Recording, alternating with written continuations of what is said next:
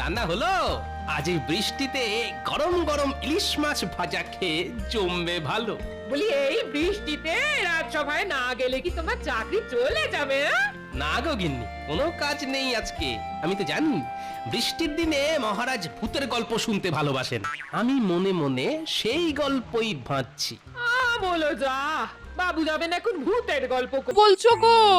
মন্ত্রী মশাই 7 দিনের মধ্যে ধার শোধ করবেন? মহারাজ তো তাই বললেন। যদি 7 দিনের মধ্যে না দিতে পারেন তবে তবে তো খুব বিপদ। মহারাজ না আবার নির্বাসন দিয়ে দেন। ওরকম উচ্ছে খাওয়ার মতো মুখ করলে কেন?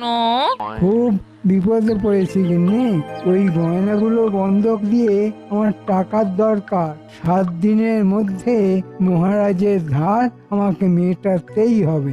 না না না, আমি আমার গয়না তোমাকে দেব না, কিছুতেই দেব না।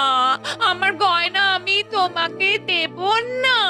গিন্নি, বিয়ের পর তুমি বলেছিলে না আমার গয়নার দরকার নেই? তুমিই তো আমার গয়না। ওই পুরনো সময়ের কথা কেউ মনে রাখে? কতদিন আগে, তখন আমায় আমার মনটা অন্যরকম ছিল, এখন অন্যরকম হয়ে গেছে। স্বামীর বিপদে তুমি তো পাশে দাঁড়াবে গিন্নি। এই তো তোমার পাশেই তো দাঁড়িয়ে আছি, আবার কিরকম ভাবে পাশে দাঁড়াতে হবে বলো? গয়না দিয়ে তোমাকে সাহায্য করতে পারবো না, বলে দিলাম। ওটা তোমাকে জোগাড় করতে হবে। হায় রে, এবার কি করি রে? ধনে প্রাণে মরে যাবো রে। মাথা ঠান্ডা করে কোনো উপায় বার করো।